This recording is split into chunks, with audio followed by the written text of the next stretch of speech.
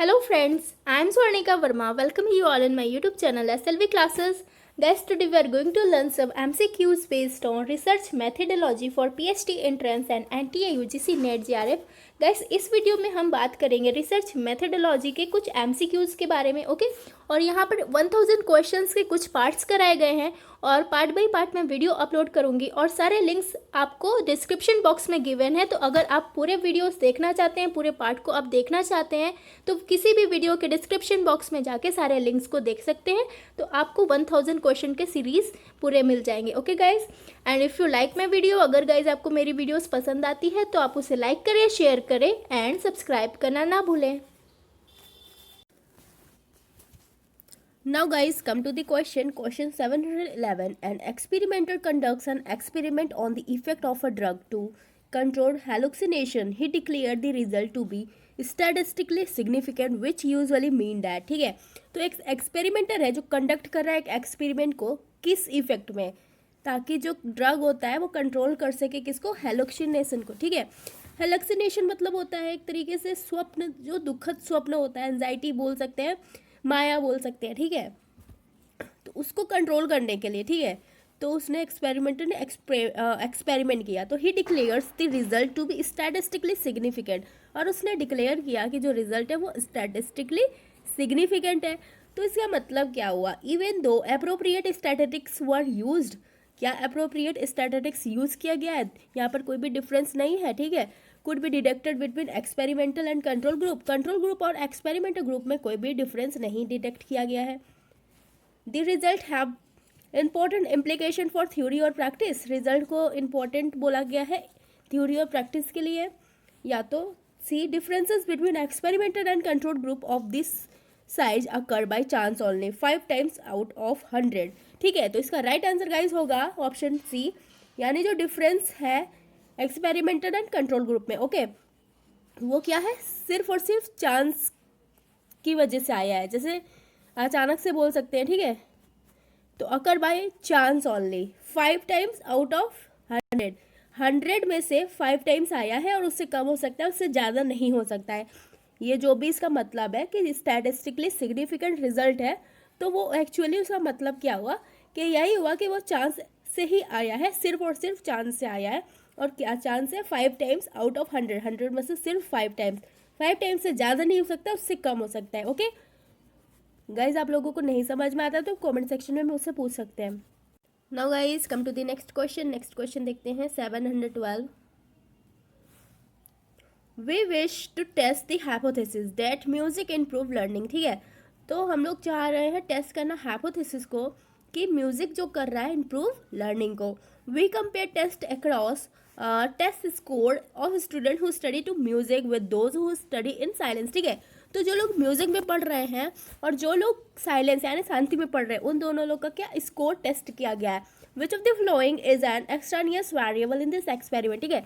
तो इसमें से एक्सट्रानियस वेरिएबल्स इस एक्सपेरिमेंट में कौन सा होगा, द प्रेजेंस और absence of music, the students test score, the amount of time allowed for the studying, या तो साइलेंस, ठीक है गाइज। तो इसका राइट ऑप्शन होगा ऑप्शन सी, यानी the amount of time allowed for the studying, ठीक है। वो टाइम जो कि पढ़ाई के सामने, पढ़ाई के दौरान अलाउ किया गया है, ठीक है। तो यही आपका एक्सट्रानियस वेरिएबल्स बताया गया है। नेक्स्ट देखते हैं जल्दी जल्दी 713, the statistical technique that combines result of a large studies is called, ठीक है। तो यहाँ पर स्टैटिस्टिकल टेक्निक बताना जो कंबाइन कर रहा है रिजल्ट को, ठीक है, of a large number of studies. तो ये क्या होगा, experimental correlation, statistical linear analyst, Meta analysis या हाइपोथेटिकल एनालिसिस। तो गाइज इसका राइट ऑप्शन होगा Meta analysis. I hope guys आप लोगों को समझ में आ रहा होगा, नहीं समझ में आता है तो कमेंट सेक्शन में मुझसे पूछ सकते हैं। नेक्स्ट क्वेश्चन जल्दी जल्दी देखते हैं। An experiment is perform to see if background music improves learning, ठीक है। तो एक एक्सपेरिमेंट किया गया है और बोला गया है कि यदि बैकग्राउंड म्यूजिक इम्प्रूव करता है लर्निंग को, ठीक है। Two group study the same material, और दो ग्रुप को सेम ही तरीके से स्टडी किया गया है, one while listening to music and another without music, ठीक है। तो दो ग्रुप में से एक तो म्यूजिक के साथ है, ठीक है, और दूसरा क्या है, विदाउट द म्यूजिक। तो द इंडिपेंडेंट वेरिएबल इसमें बताना है कौन सा होगा, learning, the size of the group, the material studied, या तो म्यूजिक। तो गाइज इंडिपेंडेंट यानी स्वतंत्र वेरिएबल की बात कर रहा है, डिपेंडेंट की तो बात नहीं कर रहा है, तो इसमें म्यूजिक ही होगा ना, क्योंकि पहले ग्रुप में तो म्यूजिक है, दूसरे ग्रुप में म्यूजिक नहीं है, और इंडिपेंडेंट यानी दूसरे में हो ना हो उससे फर्क नहीं पड़ता है, ठीक है। तो म्यूजिक दूसरे ग्रुप में तो है नहीं, तो उसके होने ना होने से तो दूसरे ग्रुप में फर्क पड़ नहीं रहा है, तो इसीलिए इंडिपेंडेंट यहाँ पर क्या हो जाएगा, आपका म्यूजिक हो जाएगा। ऑप्शन डी आपका राइट हो जाएगा। नेक्स्ट क्वेश्चन देखते हैं जल्दी जल्दी। The chief function of the control group in an experiment is that is. यहाँ पर चीफ फंक्शन बताना है कंट्रोल ग्रुप का किसी भी एक्सपेरिमेंटल में, ठीक है, आई मीन एक्सपेरिमेंट में। तो क्या है यहाँ पर देखिए, just a minute. Allow mathematical relationship to be established. क्या ये मैथमेटिकल रिलेशनशिप एस्टैब्लिश करता है, अलाउ करता है उसको। Provide a point of reference against which the behaviour of the experimental group can be compared. तो यहाँ पर ये प्रोवाइड कर रहा है एक पॉइंट ऑफ रेफरेंस को, ठीक है, किसके against, which the behaviour of the experimental group, जो भी एक्सपेरिमेंटल ग्रुप का बिहेवियर होता है उसके अगेंस्ट, ठीक है, कैन बी कंपेयर्ड, और उसको क्या किया जाएगा, कंपेयर किया जा सकता है, ठीक है, यहाँ पर कैन बी कंपेयर्ड है। नेक्स्ट है balance the experiment to eliminate all extraneous variables. तो यहाँ पर एलिमिनेट करने को बोल रहा है, इज नॉट रियली नेसेसरी, और बोल रहा है कि ये जरूरी नहीं है। तो गाइज इसका राइट ऑप्शन होगा ऑप्शन बी, जिसमें कि प्रोवाइड किया जाता है एक पॉइंट ऑफ रेफरेंस, ठीक है, किसके against, behaviour of the experimental group के अगेंस्ट, ठीक है। तो ऑप्शन बी आपका राइट हो जाएगा। Now guys come to the next question. Next question देखते हैं। A major disadvantage of experimental method is. तो यहाँ पर एक्सपेरिमेंटल मैथड में जो मेजर डिसएडवांटेज है, सबसे ज़्यादा जो कमी है, डिमेरिट है, वो क्या है। Private funding can never be obtain. जो प्राइवेट फंडिंग होता है वो ऑब्टेन कभी भी नहीं होगा। या तो APA ethical review committees often do not approve of the research technique. APA जो है, ठीक है, एपीए एथिकल रिव्यू कमेटी जो है वो अप्रूव ही नहीं दे रहा है रिसर्च टेक्निक्स के लिए। या तो there is a certain amount of artificiality attach to it, या तो subject are difficult to find for research project, ठीक है। तो इसका होगा कि यहाँ पर सर्टेन अमाउंट है आर्टिफिशियलिटी जो कि अटैच्ड है उससे, एक्सपेरिमेंटल मैथड से, ठीक है। तो इसका राइट ऑप्शन होगा ऑप्शन सी, यानी यही सबसे बड़ा मेजर डिसएडवांटेज माना गया है। नेक्स्ट क्वेश्चन जल्दी जल्दी देखते हैं। 719. A researcher determined that the crime rate in a large city fluctuates with the phase of the moon. ठीक है, तो यहाँ पर रिसर्चर जो है डिटरमाइन कर रहा है क्राइम रेट को लार्ज सिटी में, जो कि फ्लक्चुएट कर रहा है मून के फ्रेजेस के हिसाब से।